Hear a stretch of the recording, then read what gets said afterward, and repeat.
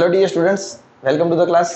એકમ અને માપન પદ્ધતિમાં ઓલમોસ્ટ આપણી થિયરી બધી કવર થઈ ગઈ છે અને મેં તમને આ બાબતે કીધું હતું. તો આજથી હવે જે કાંઈ એના ઉદાહરણ અને સ્વાધ્યાયના દાખલા બાકી છે એની આપણે ડિસ્કશન કરવાના છીએ. તો એક્ઝામ્પલ નંબર તમારો 2.10 બાકી છે. તમે જુઓ પેજ નંબર 27 ઉપર એક્ઝામ્પલ નંબર છે 2.10. હવે શા માટે આ બાકી રાખેલો હતો? કારણ કે જનરલી એક વખત ત્રુટિનું રિવિઝન પણ થઈ જશે. કારણ કે જો ત્રુટિના એકસાથે બધા દાખલા થઈ ગયા હોત તો આજે ફિનિશ થઈ ગયા હોત. ત્રુટિનું રિવિઝન પણ થઈ જશે અને એક નવો કોન્સેપ્ટ છે આમાં, એના હિસાબે આપણે દાખલો બાકી રાખેલો હતો. તો 2.10 ની રકમ વાંચો તમે. તમને એમ કીધું છે કે R1 is equal to 100 plus or minus 3 ohm અને R2 is equal to 200 plus or minus 4 ohm. અવરોધ ધરાવતા બે અવરોધોને શ્રેણીમાં અને સમાંતરે જોડેલ છે. પહેલી વખત શ્રેણીમાં જોડશું, બીજી વખત આપણે એને સમાંતરમાં જોડશું. શ્રેણી જોડાણનો તથા સમાંતર જોડાણનો સમતુલ્ય અવરોધ શોધો. 10મા ધોરણમાં તમે આવી ગયા, એ જ ક્વેશ્ચન છે. શ્રેણી જોડાણ અને સમતુલ્ય જોડાણ, સમાંતર જોડાણનો સમતુલ્ય અવરોધ. એ ઇક્વેશન હું તને યાદ કરાવીશ એટલે આવડી જશે. એ માટે સંબંધ R બરાબર R1 પ્લસ R2 અને તથા B માટે 1/R બરાબર 1/R1 પ્લસ 1/R2 યાદ આવે. શ્રેણી જોડાણમાં અવરોધોનો સરવાળો થાય અને સમાંતર જોડાણમાં એકના છેદમાં હોય. યાદ આવે કે નહીં? અને ડેલ્ટા R1 ડેશ, હવે શું છે પછી વાત કરીએ. પહેલા શ્રેણી જોડાણની ડિસ્કશન કરી નાખીએ. ચાલો,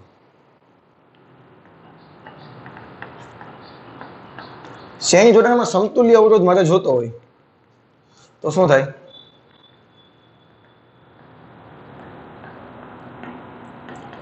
R ડેશ લખી નાખો બરાબર. શું થાય? R1 plus R2.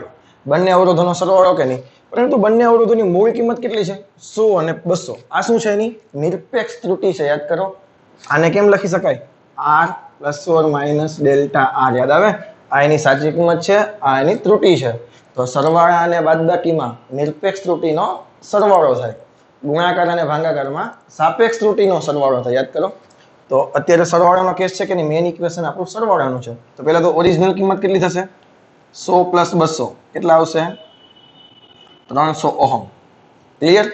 અને જો એક્ઝેક્ટ ત્રુટિ લખવી હોય તો R ડેશ નું મૂલ્ય ત્રુટિ સહિત લખવું હોય તો કેવી રીતે લખી શકાશે? 300 પ્લસ ઓર માઇનસ આ બેનો શું થઈ જશે? સરવાળો. 3 ને 4 કેટલા થઈ ગયા? 7 ઓહમ. તો આ આવી ગયો જવાબ તારો કેનો? શ્રેણી જોડાણનો. શ્રેણી જોડાણમાં 300 પ્લસ ઓર માઇનસ 7, કારણ કે બેનો સરવાળો કરવાનો છે કે નહીં? યાદ આવે કે નહીં બધી વસ્તુ? અને નિરપેક્ષ ત્રુટિનો પણ સરવાળો થાય, સરવાળો અને બાદબાકીના કિસ્સામાં. હવે વાત આવી સમાંતર જોડાણની. અહીંયા થોડુંક તારે ધ્યાન રાખવું પડશે સમાંતર જોડાણ માટે. પહેલા તો સમાંતર જોડાણમાં સમતુલ્ય અવરોધ કેટલો થાય એ ગોતી લઈએ પહેલા. કે ભાઈ 1/R ડેશ બરાબર 1/R1 વત્તા 1/R2 આટલો થાય કે નહીં? હવે કિંમત તમે અહીંયા પણ મૂકી શકો છો, અથવા તો આ સ્ટેપનું થોડુંક સાદું રૂપ આપી દઈએ આપણે. આ બાજુ ચોકડી ગુણાકાર કરી નાખો. R2 આ બાજુ આવ્યા, R1 આ બાજુ આવ્યા, તો શું થઈ ગયું? R2 પ્લસ R1 છેદમાં બંનેનો ગુણાકાર એટલે કે R1 R2. બે બાજુ પલટી મરાવી દો તો R ડેશ ની કિંમત કેટલી આવી? ઉપર બંનેનો ગુણાકાર થઈ જશે અને નીચે બંનેનો કેવો થઈ ગયો? સરવાળો. આ વસ્તુ ક્લિયર છે કે નહીં? આ યાદ રાખો તો પણ ચાલે. માત્ર બે અવરોધના કિસ્સામાં ઉપર બંનેનો ગુણાકાર, નીચે બંનેનો સરવાળો. આવી રીતે યાદ રાખો, ચાલશે. ચલો, કિંમત મૂકો. 100 અને 200 ઉપર બંનેનો ગુણાકાર કરો. 100 200 નીચે કેટલા થશે? 100 વત્તા 200 તો ઉપર કેટલા થયા? 2 1 2 3 અને 4 0. નીચે 100 ને 200 300. 2 મીંડા કેન્સલ. તો R ડેશ ની કિંમત કેટલી આવી? 200 ના છેદમાં 3 ઓહમ. પોઈન્ટમાં કન્વર્ટ કરી શકો કેલ્સી ની મદદથી, અને ના કરો તો પણ કોઈ પ્રોબ્લેમ નથી. ઓકે, હવે તમે રકમ વાંચો. જો તથા B માટે આપણને એવું કીધું છે કે ડેલ્ટા R ડેશ, સાંભળજો હું એક ઇક્વેશન લખું છું. ડેલ્ટા R ડેશ તમને ક્વેશ્ચનમાં આપેલું છે. R ડેશ નો સ્ક્વેર બરાબર ડેલ્ટા R1 છેદમાં R1 નો સ્ક્વેર વત્તા ડેલ્ટા R2 R2 નો સ્ક્વેર. આ સમીકરણ તમને ડાયરેક્ટ આપી દીધું. શા માટે આપ્યું? કારણ કે અત્યાર લગી તમે જે ડિસ્કશન કરતા હતા ને કાં તો સરવાળો હોય, કાં તો બાદબાકી હોય, ગુણાકાર હોય અને ભાગાકાર હોય, 4 કેસની ડિસ્કશન કરી દીધી અને 5મો કેસ ઘાત હોય. હવે આવું સમીકરણ હોય કોઈ, જો આ તમે સમીકરણ જો આનું મેજર સમીકરણ આ છે. આગળનામાં શું હતું? r ડેશ બરાબર r1 પ્લસ r2. તો સરવાળાનો કેસ છે કે નહીં? આ તો વ્યસ્ત છે અને એનો સરવાળાનો કેસ છે. તો આવા સંજોગોમાં ત્રુટિ કેવી રીતે લખવી? તો આવા સંજોગોમાં ખરેખર આનું વિકલન કરવાનું હોય. શું કરવાનું હોય? વિકલન. તમને સૂત્ર આપી દેવાનું રીઝન એ છે કે તમે હજી સુધી વિકલન શીખ્યા નથી. બીજા ચેપ્ટરમાં વિકલન ક્યાંય આવતું નથી એટલે તમને સૂત્ર આપી દીધું. હવે આ સૂત્ર તમે ત્રીજા ચેપ્ટરમાં હું તમને કરાવીશ ફરીથી, કારણ કે ત્રીજા ચેપ્ટરની શરૂઆત કરતા પહેલા મારે તમને વિકલન શીખવાડવું પડશે. જસ્ટ બેઝિક ઇન્ફોર્મેશન તારા ખાલી બાજુમાં આટલું લખી નાખ. અત્યારે નહીં, પરંતુ ભવિષ્યમાં જ્યારે તું ઇક્વેશન આ જોઈશ, રિવિઝન કરીશ, ત્રીજું ચેપ્ટર એક વખત ચાલી જશે, વિકલન તમે શીખી જશો અને ફરીથી જ્યારે બીજા ચેપ્ટરનું રિવિઝન કરો ને ત્યારે આ ડેટા તને ખબર પડી જશે. તો ખાલી બાજુમાં આટલું લખીને d/dx 1/x બરાબર આટલું હું જે લખું છું ને બેઠા બેઠું છાપી નાખો. શું છે એ અત્યારે તમને કાંઈ ખબર પડે નહીં. ઘાત ઉપર આવી માઇનસ થઈ ગઈ અને પછી અહીંયા તારે લખવાનું છે -1 x ની -1 -1 ની -2 -1/x. ભલે કાંઈ ભેજામાં નથી જતું, જે લખ્યું મેં અત્યારે ખાલી આમ નામ લખી નાખો. શું કરું? અત્યારે ખાલી એઝ ઇટ ઇઝ આમ બાજુમાં લખી નાખો, જસ્ટ ફોર ઇન્ફોર્મેશન. ભવિષ્યમાં હું તને બતાવીશ કે આ ઇક્વેશન ક્યુ છે ને આ ક્લિયર છે, આ ક્યાંથી આવ્યું ને એ હું તને સાબિત કરી દઈશ. અત્યારે વિકલન તમે શીખા છો નહીં અને બસ જસ્ટ આટલું લખી નાખવાનું છે આપણે. હવે હું આને ચેકી નાખું છું. આને બહુ ડીપમાં વિચારવાની જરૂર નથી. જેવું આ ચેપ્ટર પૂરું થશે એવા આપણે મેથેમેટિક્સ શરૂ કરવાના છીએ. તમને લોકોને મેં તમને કીધું તો physics is the king of science અને મેથેમેટિક્સ ઇઝ અ ક્વીન. તો હવે આ ચેપ્ટર જેવું પૂરું થશે પછી મારે તો મને થોડું મેથ્સ ચાલુ કરવું પડશે કે જે ફિઝિક્સમાં કનેક્ટેડ છે. ફિઝિક્સમાં તમારે શીખવા માટે મેથ્સની જરૂર જેટલી પડશે એટલા હું તમને 3 લેક્ચર કે 2 લેક્ચર જે કંઈ લેક્ચર થશે એટલા આપણે લેવાના છીએ. ક્લિયર છે? તો આ સમીકરણનો આપણે ઉપયોગ કરવાનો છે અને ડાયરેક્ટ ત્રુટિ આપણને મળશે ડેલ્ટા r ડેશ. તો આ તમને ખબર પડી ગઈ r ડેશ ની કિંમત તો તમારી પાસે છે. આ ડેલ્ટા r1, આ r1, આ ડેલ્ટા r2, આ r2 બધી કિંમત છે કે નહીં? તો ડેલ્ટા r ડેશ ને કરતા બનાવો તો શું થશે? r1 ડેશ ઓલી બાજુ ગયા, સોરી r ડેશ નો સ્ક્વેર ઓલી બાજુ ગયા, અહીં શું વધ્યા હતા એ જ. ક્લિયર? તો r1 ડેશ સ્ક્વેર ઓલી બાજુ ગયા, બાકી એઝ ઇટ ઇઝ કાઉન્સ લખી નાખો. r1 ડેશ ની કિંમત લખી નાખો. આનો સ્ક્વેર કરીને લખશું કે નહીં? આનો સ્ક્વેર કરીને લખશું તો 200/3 એનો સ્ક્વેર. ડેલ્ટા r1 કેટલા છે? 3. r1 કેટલા છે? 100. તો 3 અહીંયા છેદમાં 100 નો વર્ગ એટલે 2 જીરા વધી ગયા કે નહીં? 100 નો વર્ગ 10,000. ડેલ્ટા r2 કેટલા છે? 4. r2 કેટલા છે? 200. 200 નો વર્ગ કેટલો થાય? 2 નો વર્ગ 4 અને 2 જીરા બીજા વધી જશે કે નહીં? હા, હજી 1 જીરો વધારશે. ચલો ક્લિયર? 200 નો વર્ગ 40,000 છેદમાં 3 નો વર્ગ 9. આ બેમાંથી જો 10,000 કોમન નીકળે, આ 10 ચોક 40,000, 10,000 ચોકો 40,000 અને 10,000 બે કોમન કાઢી લે બેમાંથી. અહીં શું વધ્યા? 3. અહીં શું વધ્યા? 4. છેદમાં કેટલા વધશે? 4. 4 4 કેન્સલ. વધ્યા કેટલા? 1. 1 2 3 4. 1 2 3 4 કેન્સલ કરી નાખો તો 4/9 અને અહીં કેટલા વધ્યા? 3 ને 1 4. 16/9 અને પોઈન્ટમાં તમે કરશો એટલે તમારો આન્સર આમાં એ જે રીતે છે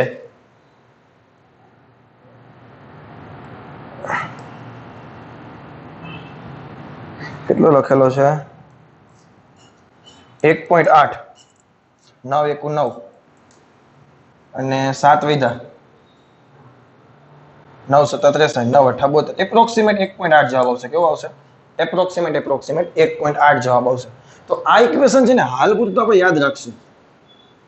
હાલ પૂરતું શું કઈ રીતે કરશું? જો 1/r1 1/r ડેશ બરાબર 1/r1 વત્તા 1/r2. ક્લિયર છે કે નહીં? તો આનું શું કરવાનું?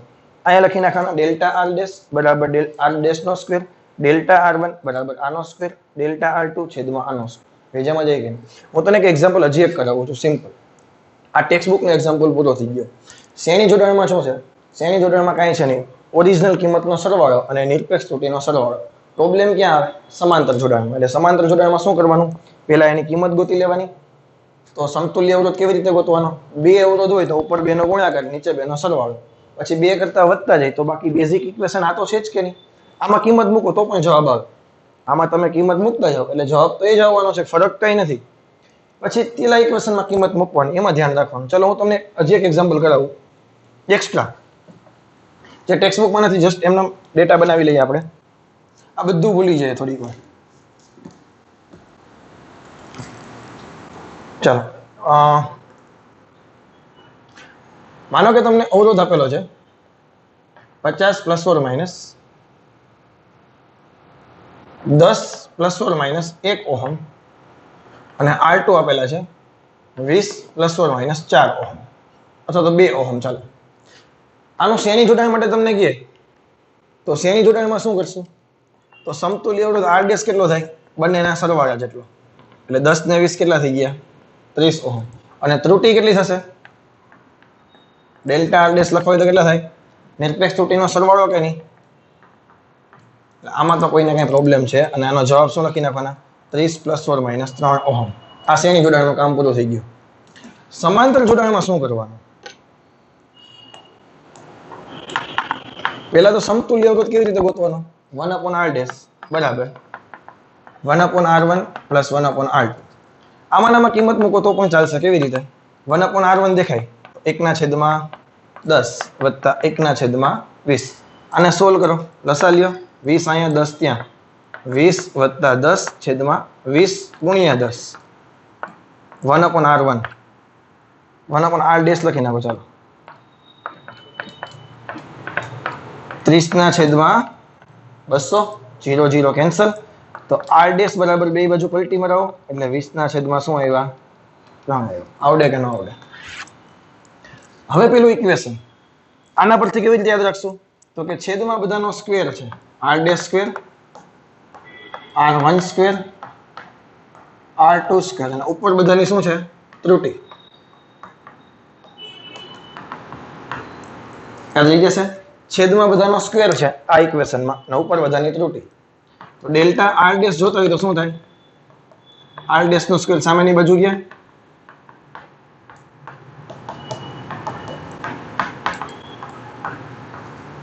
આવડશે. હવે કિંમત મૂકો. r ડેશ કેટલા છે? તો કે 20 ના છેદમાં 3 એનો વર્ગ 400 ના છેદમાં 9. ડેલ્ટા r1 કેટલા છે? તો કે 1. 10 નો વર્ગ તો કે 100. ડેલ્ટા r2 કેટલા છે? તો કે 2. 20 નો વર્ગ તો કે 400. આ કેટલા થયા? 200 થઈ ગયા. છેદ ઉડી ગયા. બે માંથી 100 કોમન કાઢી લ્યો. 400 ના છેદમાં 9 100 કોમન કાઢી લ્યો. અહીં કેટલા વધ્યા? 1. અહીં કેટલા વધશે? છેદમાં 2 વધશે. અહીં છે આમાં 0 0 0 0 કેન્સલ. 4 ના છેદમાં 9 આ કેટલા થયા? 2 1 2 અને 1 3. 3 ના છેદમાં 2 2 2 4 3 તેરી 9. કેટલા જવાબ આવ્યો? 2 ના છેદમાં 3 બોલે તો 0.6 ઓહમ. 0.66. આવડે કે ન આવડે? હવે આવડી જશે. ડાઉટ નથી ને કઈ? કે જે મને કે તમે સર મને આવડી જશે, કોમેન્ટ કરજો એટલે આઈડિયા આવે આપણે. ક્લિયર છે? ચાલો તો હવે સમતુલ્ય અવરોધ માટે IMP છે આ ઇક્વેશન, આ ભૂલાવવું જોઈએ નહીં. કઈ ટ્રીક છે? છેદમાં બધાનો વર્ગ, ઉપર બધાની ત્રુટી. ક્લિયર? હવે હું તમને કહીશ નહીં એક્ઝામમાં, ઇક્વેશન હું તને આપીશ નહીં. સમતુલ્ય જોડાણ માટે શું કરવાનું? તો 1/r ડેશ વાળું સમીકરણ 10મા ધોરણમાં આવી ગયું. શ્રેણી જોડાણમાં સરવાળો છે, એમાં તો કોઈ પ્રોબ્લેમ છે નહીં. ચાલો હવે છે એક્ઝામ્પલ નંબર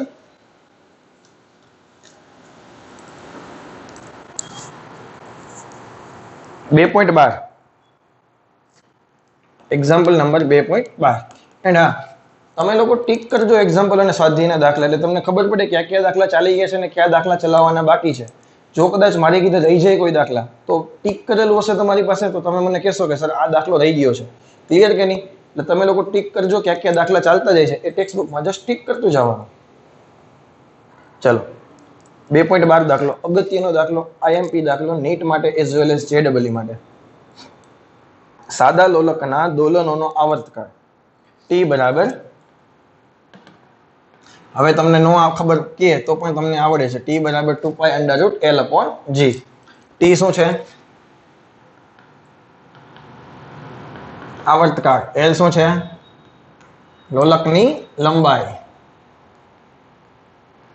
અને જી શું છે? ગુરુત્વ પ્રવેગ. બધી વસ્તુ આપણને ખબર છે. ચાલો હવે જે ડેટા છે ને એ ખૂબ અગત્યના છે, કારણ કે તમને ડાયરેક્ટ બધી વસ્તુ બેઠી નથી આપતા, બધું ફેરવીને આપે છે. બહુ સમજી વિચારીને આગળ વધશું. 1 mm ની ચોકસાઈ સાથે માપેલ લંબાઈ L બરાબર 20 સેન્ટીમીટર. આનો મતલબ શું થાય સમજો. 1 mm ની ચોકસાઈ સાથે માપેલ લંબાઈ, હું એક જ સેન્ટેન્સનો તને મતલબ સમજાવું છું. તમે લંબાઈ કેટલી માપો છો? 20 સેન્ટીમીટર. તમે લંબાઈ કેટલી માપી? 20 સેન્ટીમીટર. પરંતુ તમે ચોકસાઈ કેટલી રાખી? 1 સેન્ટીમીટરની. મતલબ 1 mm નું તમે ધ્યાન રાખો. સોરી, 1 સેન્ટીમીટરની તમે 1 mm નું ધ્યાન રાખો છો. મતલબ 1 mm કરતા તમે વધારે ત્રુટી આવવા દેવાના છો નહીં. બીજામાં જાય, ઓછામાં ઓછી ત્રુટી કેટલી હશે? 1 mm. એનાથી વધારે હશે નહીં. અને આ વસ્તુ અંદાજ મારો જોઈએ કેનાથી માપેલી હશે? કેમાં 1 mm ની ત્રુટી આવી શકે? આ વસ્તુ સ્કેલ હોય. આ વસ્તુ શું હોય? સ્કેલ હોય, અથવા તમારી મીટર પટ્ટી હોય. તો આને છે ને કઈ રીતે લખી શકાય? આનો મતલબ શું થાય? તમે લંબાઈ માપી, કેટલી માપી? તો કે 20 સેન્ટીમીટર. પરંતુ ત્રુટી કેટલી આવી શકશે? 1 mm. હવે 1 mm ને તમે સેન્ટીમીટરમાં કન્વર્ટ કરો તો કેટલા થાય? 1/10 સેન્ટીમીટર, એટલે કે 0.1 સેન્ટીમીટર. તો આપણે ડેટા સેન્ટીમીટરમાં લખવું હોય તો 1 mm નો લખાય. 1 mm ને કેમાં કન્વર્ટ કરવા પડે? સેન્ટીમીટરમાં. તો શું થાય? 0.1 સેન્ટીમીટર. આ ભેજામાં ગયું. તમે શું લખ્યું? ચલો ફરીથી બતાવું. તમારે આપણે કેવી રીતે લખવું છે? L + or - delta L. આવી રીતે લખવા માંગીએ છીએ લંબાઈ આપણે. તો લંબાઈ કેટલી માપી આપણે? 20 સેન્ટીમીટર. કેટલાની ચોકસાઈથી? 1 mm કરતા વધારે ત્રુટી આવવાની છે નહીં. લઘુત્તમમાં લઘુત્તમ ત્રુટી કેટલી છે? 1 mm અથવા તો 0.1 સેન્ટીમીટર. બધું એક જ છે કે નહીં? આ તમને L આપી દીધો. આ ક્લિયર? સેન્ટેન્સ ખૂબ અગત્યનો છે. 1 સેકન્ડ વિભેદનવાળી કાંડા ઘડિયાળથી 100 દોલનો માટે માપેલ સમય 90 સેકન્ડ છે. સાંભળી જાય. ફરીથી સેન્ટેન્સ લખું છું. 1 સેકન્ડ વિભેદનવાળી કાંડા ઘડિયાળથી 100 દોલનો માટે સમય કેટલો લીધો એને? 90 સેકન્ડ. તો G નું મૂલ્ય કેટલી ચોકસાઈથી નક્કી થયું છે? આનો મતલબ શું થાય? તમારા સમીકરણમાં આવર્તકાળ છે. તમારા સમીકરણમાં શું છે? આવર્તકાળ. અને આવર્તકાળ એટલે બીજું કઈ નથી. આવર્તકાળ શું છે? આવર્તકાળ શું છે? કોને કહેવાય? એક દોલન માટે લાગતો સમય. મેં તમને કીધું હતું, એક દોલન કોને કહેવાય? તો કે અહીંયા દોલન છે, લોલક અહીંયા છે. હવે તમે સ્ટોપ વોચ દબાવો, પછી આમ જાય, પછી આમ જાય, અને પછી આમ આવે. પછી ત્યારે તમે સ્ટોપ વોચ બંધ કરી દો. પરંતુ એક દોલન તમે આટલું જ માપવા જાવ તો સ્ટોપ વોચમાં પ્રોબ્લેમ આવે. એક્ઝેક્ટ મળી શકે નહીં, કારણ કે આ તો ચાલુ જ રહેવાનું છે કે નહીં? હવે માનો કે આ ચાલુ હોય, તમે અહીંયા પૂછે સ્ટોપ વોચ દબાવો, પછી આમ જાય, પાછું અહીંયા આવે, કાં તો પેલા સ્ટોપ વોચ બંધ થઈ જાય, કાં તો પછી બંધ થાય. તો એક આવર્તકાળ માપવો હોય તમારે, તો એક દોલનનો સમય ક્યારે માપે નહીં. શું કરે? 10 દોલન, 20 દોલન, 50 દોલન, આવા દોલનો માપે. કારણ કે જો વિચારો તમે, એક દોલનમાં ત્રુટી 2 વખત આટલામાં દબાવો, એના કરતા ચાલુ છે 50 દોલનો પછી એક વખત દબાવો તો ત્રુટી આવવાની શક્યતા સાવ નહીવત છે. 100 અવલોકનો માટે કરો તો ત્રુટી આવવાની શક્યતા એના કરતા પણ ઓછી છે. હાસ્યમાં લખી નાખો, હાસ્યમાં નોટ કરો, જેમ અવલોકનોની સંખ્યા વધારે તેમ ત્રુટી આવવાની શક્યતા નહીવત. જેમ અવલોકનોની સંખ્યા વધારે તેમ ત્રુટી નહીવત આવશે, એવું લખો. જેમ અવલોકનોની સંખ્યા વધારે તેમ ત્રુટી નહીવત આવશે. આ વસ્તુ અગત્યની છે. તમને MCQ છે કે 100 દોલનો માટેના સમયમાં મળતી ત્રુટી એ 400 દોલનો માટેના સમયમાં 400 દોલનો માટેના અવલોકન માટે મળતી ત્રુટી કરતા વધારે હોય. 100 દોલનોમાં ત્રુટી કેવી આવે? વધારે. 400માં કેવી આવે? ઓછી. આ ક્લિયર છે? તો આપણે 100 દોલનો માટેનો સમય માપ્યો 90 સેકન્ડ. તો એક દોલન માટેનો સમયને શું કહેવાય? આવર્તકાળ કહેવાય કે નહીં? 100 દોલનો માટેનો સમય 90 સેકન્ડ. તો એક દોલન માટેનો સમય એને જ કહેવાય આવર્તકાળ, જેની સંજ્ઞા છે T. અને કેમ લખાય? 100 વડે ભાંગી નાખું સમયને.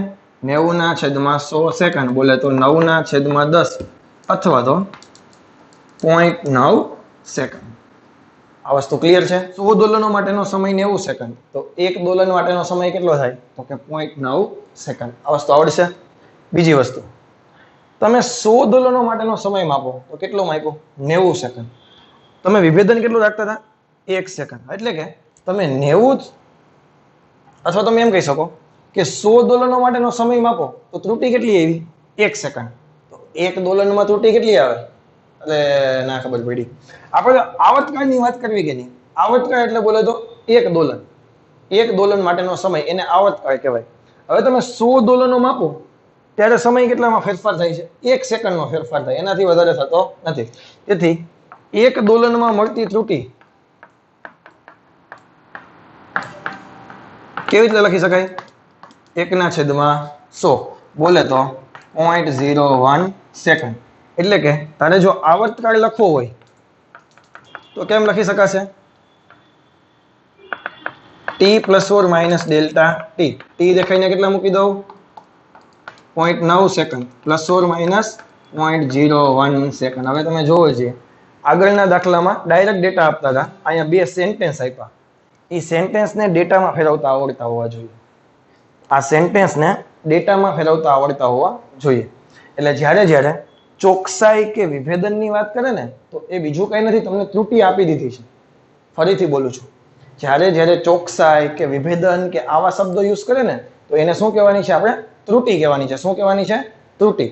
પેજામાં જઈ છે તો આપણી પાસે બે ડેટા આવી ગયા છે. બાકી બધી વસ્તુ ભૂલી જાઉં, ખાલી ડેટા લખી નાખો. કેટલા હતા? L બરાબર 20 ± 0.1 સેન્ટીમીટર અને T બરાબર 0.9 ± 0.01 સેકન્ડ. આ બે સેન્ટેન્સની મદદથી આટલી વસ્તુ ખાલી ખબર પડી. ચાલો, હજી દાખલો તો અધૂરો જ છે. દાખલો ચાલુ જ નથી. આ તો ખાલી ડેટા બનાવ્યો આપણે. ગુરુત્વ પ્રવેગના માપનમાં ત્રુટી જોઈએ, જીના માપનમાં. તો જીને કરતા બનાવવો પડશે કે નહીં? એટલે પેલા બંને બાજુ વર્ગ કરો. અહીં થઈ ગયા t². વર્ગ શા માટે કર્યો? આ વર્ગમૂળને હટાવવા માટે. 2 નો વર્ગ 4, પાઈ નો વર્ગ π². વર્ગ અને વર્ગમૂળ નીકળી ગયા તો ખાલી શું વધ્યું? L/g. હવે g ને કરતા બનાવો, કારણ કે જેની ત્રુટી જોઈએ એને કરતા બનાવવો પડશે. ક્લિયર? હવે આ વસ્તુ તો કેવી છે? કોન્સ્ટન્ટ છે. આને ત્રુટી આવી શકે નહીં. ક્લિયર કે નહીં? આ તો પરિમાણ રહિત છે ને, અચળ છે. તો ΔG/g લખવા હોય, આ જો ભાંગાકારનો કેસ છે. g બરાબર L/L બોલે તો ભાંગાકારનો કેસ થાય. અને ભાંગાકારમાં શું થાય? સાપેક્ષ ત્રુટીનો સરવાળો. યાદ કરો, ઘાત હોત તો ઘાત સહિત લખવા પડે. ઘાત છે નહીં તો શું લખશું? અહીં t² છે. જો L માં કઈ ઘાત છે નહીં તો ΔL/L. t માં બે ઘાત છે, છેદમાં હોય કે અંશમાં કઈ લેવા દેવા છે નહીં, માઇનસ કરવાના નહીં. 2ΔT/t. ખબર ને, માઇનસ નથી કરવાના, ભૂલાય નહીં. ચાલો, ΔL ની કિંમત કેટલી છે? 0.1. ΔG/g ΔL ની કિંમત કેટલી છે? 0.1. અને L ની કિંમત કેટલી છે? 20 વત્તા 2 બરાબર આવશે. ΔT ની કિંમત કેટલી છે? 0.01. આની કિંમત કેટલી છે? t ની 0.9. ક્લિયર? અને આને તમારે સોલ્વ કરવાનું છે. કેવી રીતે કરશો બોલો જી? જો આ થઈ ગયા 1/200. પોઈન્ટ દૂર થઈ ગયો, 1/200 થઈ ગયું. આ 2 ના 2. આ જો 2 માં એક પોઈન્ટનો ફરક છે. આ 1/100 થાય તો આ 9/10 થાય. પડી ખબર? 0.1 એટલે 1/100. 0.9 એટલે 9/10. છેદનો છેદ ઉપર જશે, એક તો કેન્સલ થઈ ગયા. આ કેટલા થયા? 1/200 વત્તા 2/1/90. આને આપણે સોલ્વ કરવાના છીએ. કેલ્સીમાં તમે કરી શકો છો, કોઈ પ્રોબ્લેમ નથી. આ તમે કેલ્સીમાં કરી શકો છો, કાંઈ વાંધો છે નહીં. અને આનો જવાબ આવશે 0.027. આનો પેલી 1/200 કરી નાખો, જે જવાબ આવે લખી નાખો, વત્તા 2/90 કરો, જે જવાબ આવે તો લખી નાખો, પછી કરી નાખો બેનો સરવાળો, એટલે જવાબ આવશે 0.027. કેટલો? શું? ΔG/g. આ સાપેક્ષ ત્રુટી થાય. કેવી ત્રુટી થાય? ત્રુટી તો ભેજામાં જાય ને, મોસ્ટ IMP ટોપિક હો. તો પ્રતિશત ત્રુટી જોતી હોય તો શું કરવું પડે? સાપેક્ષ ત્રુટીને 100 વડે ગુણવી પડે કે નહીં? તો સાપેક્ષ ત્રુટી કેટલી આવી હતી? 0.027 અને 100 વડે ગુણી નાખો તો જવાબ કેટલો આવશે? 2.7%. એપ્રોક્સિમેટ લખવું હોય તો તમે 3% લખી શકો.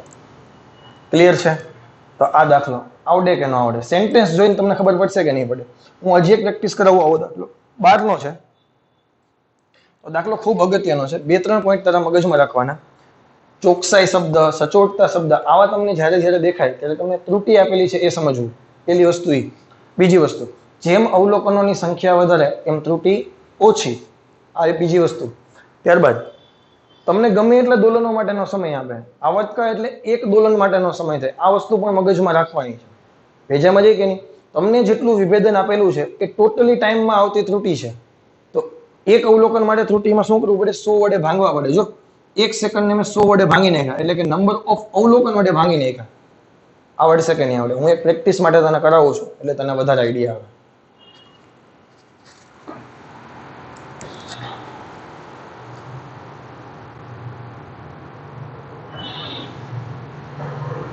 ચાલો,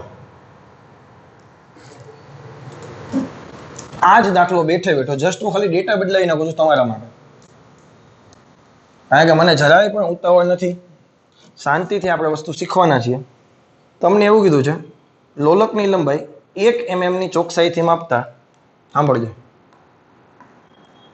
લોલકની લંબાઈ 1 mm ની ચોકસાઈથી માપતા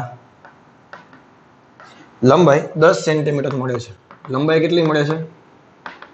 10 સેન્ટીમીટર. તો આનો મતલબ શું થાય? L બરાબર કેટલા થશે? 10 પ્લસ ઓર માઇનસ 1 mm માં આપ્યું કે નહીં, અને સેન્ટીમીટરમાં કન્વર્ટ કરો, 10 વડે ભાંગવું પડે કે નહીં? બોલો, હવે તમને કઈ વાંધો છે? એક જ વસ્તુ આવડે કે ન આવડે? બીજી વસ્તુ, લોલકનો આવર્તકાળ 0.5 સેકન્ડ છે. તમને ડાયરેક્ટ આપી દીધો આ વખતે. વિચારો, ડાયરેક્ટ આપી દીધો. લોલકનો આવર્તકાળ 0.5 સેકન્ડ. 1 સેકન્ડનું વિભેદન ધરાવતી ઘડિયાળથી, હવે સેન્ટેન્સ લખું, 1 સેકન્ડનું વિભેદન ધરાવતી ઘડિયાળથી લોલકના 100 દોલન મપાય છે. હવે જો આમાં સમય તમને નથી આપ્યો. તમને શું કીધું હતું? ઓલામાં 100 દોલનો માટેનો લાગતો સમય 90 સેકન્ડ છે. એટલે તમારે આવર્તકાળ માટે 90 ભાગ્યા 100 કરવા પડ્યા. અહીંયા તો જરૂર જ નથી, તમને ડાયરેક્ટ જ આવર્તકાળ આપેલો છે. હવે તમને ખાલી ત્રુટી આપેલી નથી. તો આનો મતલબ શું થાય? 100 દોલનો માપો તો ત્રુટી 1 સેકન્ડની આવી શકે. તો 1 દોલન માટે ડેલ્ટા ટી કેટલા થશે? 1/100. બોલે તો 0.01 સેકન્ડ. આવડી ગયું. પહેલામાં શું હતું? 100 દોલનો માટેનો લાગતો સમય 90 સેકન્ડ છે. એટલે તારે 90 ભાગ્યા 100 કરવા પડ્યા. તને પોઈન્ટ ન આવ્યા હતા. અહીંયા તો આવર્તકાળ આપણને ડાયરેક્ટ આપેલો છે. ભેજામાં જઈ શકે નથી જતું? આવડશે. કોઈ જાતનો પ્રોબ્લેમ તમને આમાં આવવો જોઈએ નહીં. ચલો, આટલી વસ્તુ આજ કરવાની છે. આ થઈ જાય પછી આગળ સોલ્યુશન તને ખબર છે કે ટી બરાબર 2π√L/G, બંને બાજુ વર્ગ 4π²L/G. G ને કરતા બનાવો 4π²L/T². આ તો કેન્સલ થઈ ગયા. તૂટી લો. ભાંગાકારનો કેસ છે તો ΔL/L બરાબર, સોરી, ΔG/G બરાબર ΔL/L વત્તા 2ΔT/T. ડેટા મૂકી શકશો? આ ΔT, આ T, ΔL અને L તમારી રીતે સોલ્વ કરવાનો છે. હવે આપણે કરવાના છીએ સ્વાધ્યાયના દાખલા કરવાના છે. કયા દાખલા કરવાના છીએ? સ્વાધ્યાયના. અને ધીમે ધીમે જે કંઈ દાખલા બાકી છે એ બધા જ પૂરા થઈ જશે. અને આઈ થિંક 2 કે 3 લેક્ચરમાં ચેપ્ટર આપણું ફિનિશ થઈ જશે. ક્લિયર છે? તો સ્વાધ્યાયનો દાખલો 2.3 કાઢો પહેલા. સ્વાધ્યાયનો 2.3.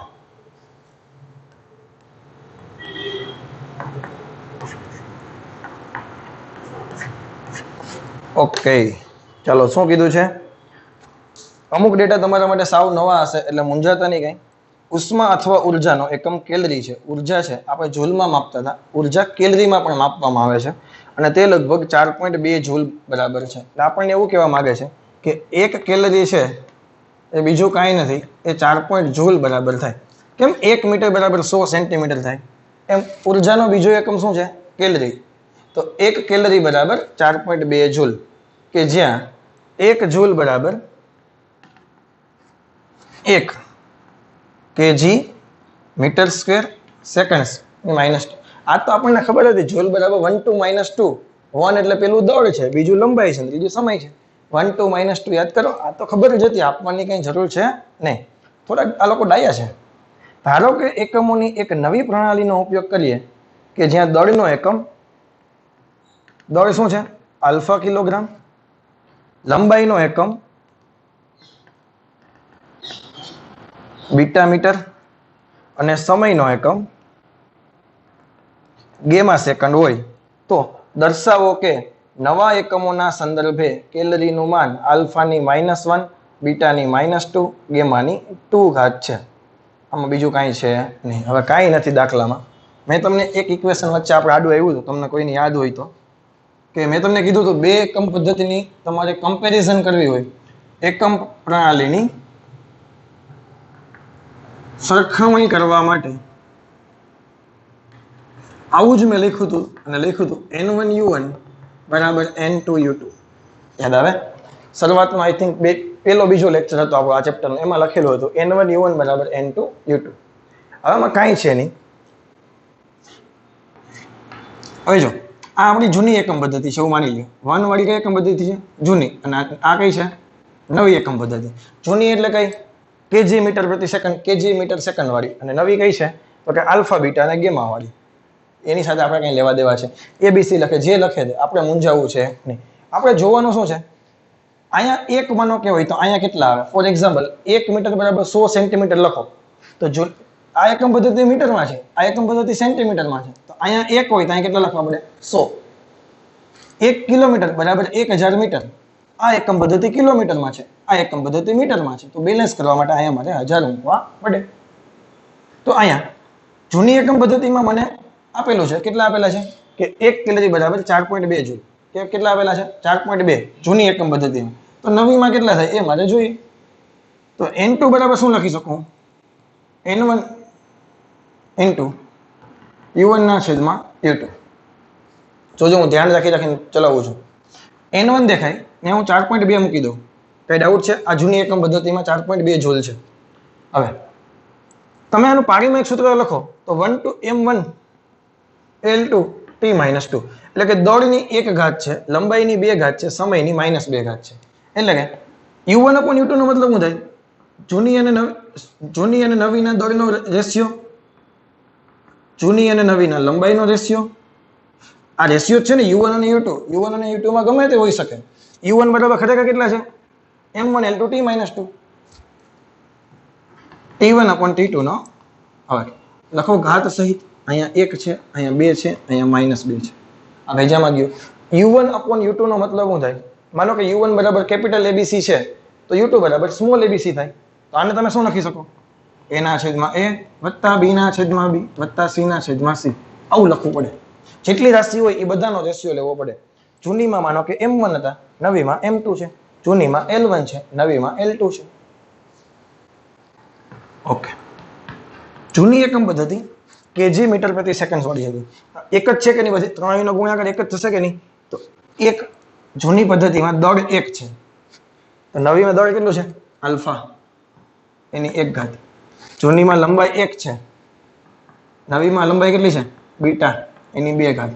જૂનીમાં સેકન્ડ 1 છે, નવીમાં સેકન્ડ કેટલી છે? ગેમા.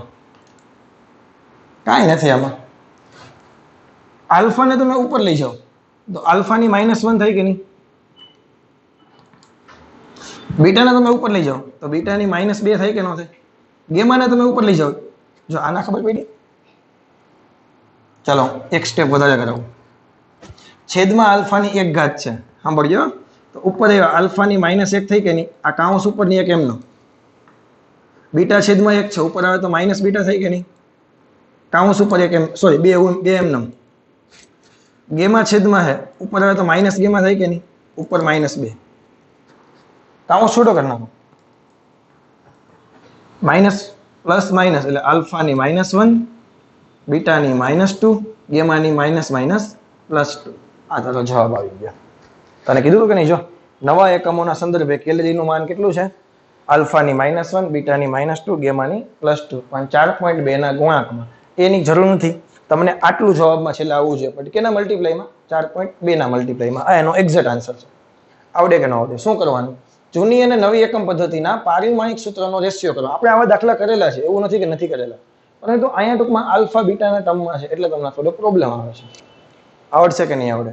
પૂછાય નહીં, આવા દાખલા પૂછાશે નહીં. નવી જૂની એકમ પદ્ધતિના દાખલા પૂછાય, પણ આલ્ફા બીટા વાળા ગેમમાં, આલ્ફા બીટા ગેમાના ટર્મમાં રેર કેસમાં પૂછાશે. સમજાય કે નહીં? એટલે હવે આપણને આમાં કોઈ ડાઉટ હોવા જોઈએ નહીં. 2 વખત લખજો એટલે ઓટોમેટિક આપણને યાદ રહી જશે. ચાલો, આના પછીનો દાખલો છે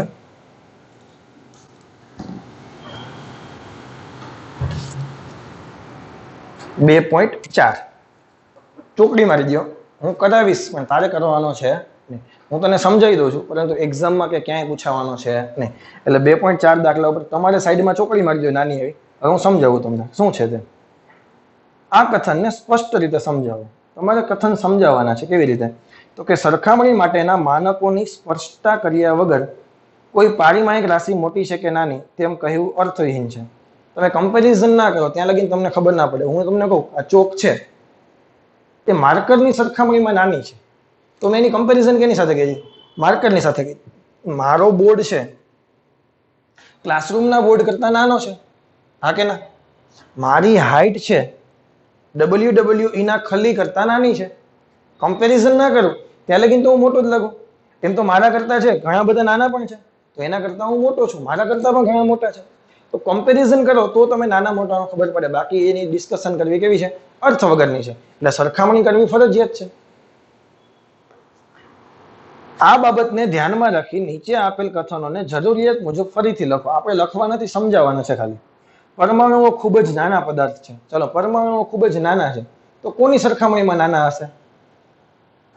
ફોર એક્ઝામ્પલ આપણે એવું માનીએ, ટાચણી હોય કે નહીં આપણી ઘરે, ટાચણીની સોય આગળનું જે ટપકું હોય કે નહીં, આ માનો કે ટાચણી બહુ મોટી બતાવી, આગળનું ટપકું હોય કે નહીં, એના કરતા પરમાણુ કેવા હોય? નાના હોય, હા કે ના? પરમાણુની સાઈઝ તો ખૂબ નાની છે કે નહીં? નરી આંખે જોઈ પણ ના શકાય. પેલું ટપકું તમને દેખાય કે ના દેખાય? તો કમ્પેરિઝન કરીને ખબર પડી ટપકા કરતા કેવા છે? નાના છે. ભેજામાં જઈ છે કે નહીં? શું કહું છું? જેટ પ્લેન ખૂબ ઝડપથી ચાલે છે. જેટ પ્લેન ખૂબ ઝડપથી ચાલે, કોના કરતા? મારા કરતા. હું ચાલુ એના કરતા જેટ પ્લેન ફાસ્ટ ચાલે. ગાડી ચાલે એના કરતા જેટ પ્લેન ફાસ્ટ ચાલે. મેટ્રો ટ્રેન દોડે એના કરતા પણ જેટ પ્લેન ફાસ્ટ ચાલે. ભેજામાં જઈ કે નહીં? જ્યુપિટરનું દળ ઘણું વધારે છે. જ્યુપિટર એટલે ગુરુ, ખબર ને? જ્યુપિટર એટલે ગુરુ ગ્રહ. ગુરુનું દળ વધારે છે. કોની સાપેક્ષમાં?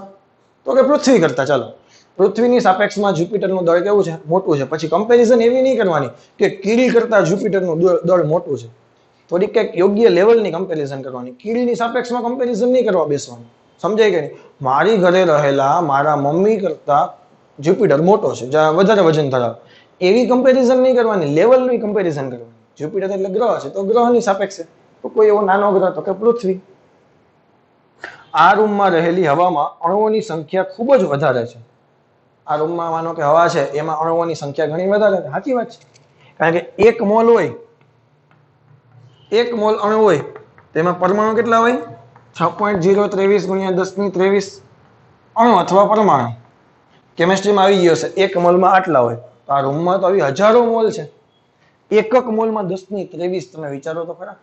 10 ની 6 10 લાખ થઈ જાય, 10 ની 7 1 કરોડ, 10 ની 8 10 કરોડ, 10 ની 9 1 અબજ, 10 ની 10 10 અબજ, 100 અબજ, 10 ની 23 છે ખાલી 1 મોલમાં.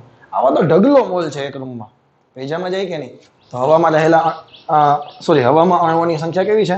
ખૂબ વધારે છે. ઇલેક્ટ્રોન કરતા પ્રોટોન વધુ દળદાર છે. સાચી વાત છે. કારણ કે ઇલેક્ટ્રોનનું દળ છે, મેં તમને કીધું હતું, 9.1 ગુણ્યા 10 ની -31 કિલોગ્રામ છે. 12મા ધોરણના પહેલા ચેપ્ટરમાં યાદ રાખવાનું છે ને. પ્રોટોનનું દળ છે 1.66 ગુણ્યા 10 ની -27 કિલોગ્રામ. તો કોનું દળ વધારે થાય? ઇલેક્ટ્રોનનું થાય ને. પ્રોટોનનું થાય. જેમ ઘાત માઇનસમાં ઓછી હોય ને એમ વધારે થાય. કારણ કે માનો કે હું લખું 10 ની -2 અને 10 ની -4, કોણ મોટા? અહીંયા શું થશે? 1/10 ની +2 થઈ ગઈ, 1/100 એટલે કે 0.01, 1/10 ની 4 0.0001 થઈ ગઈ. તો જેમ 10 ની માઇનસ ઘાત ઓછી હોય એમ કેવા થશે? વધારે ડેટા થશે. તો ઇલેક્ટ્રોનનું દળ છે પ્રોટોનના દળ કરતાં કેવું છે? ઓછું છે. આ યાદ રાખવાની જરૂર છે. પ્રકાશની ઝડપ કરતાં ધ્વનિની ઝડપ ખૂબ જ ઓછી છે. સાચી વાત છે. તમે એક્ઝામ્પલ અત્યારે લાઈવ એક્ઝામ્પલ તમે કરી શકો. વીજળી પડે છે તો પ્રકાશ તમને પહેલા દેખાય, 2 3 4 5 સેકન્ડ પછી તમને અવાજ આવે. હા કે ના? તો પ્રકાશ કરતાં ધ્વનિનો વેગ છે એ કેવો હોય? ઓછો હોય. અને પ્રકાશનો વેગ તો કેટલો છે?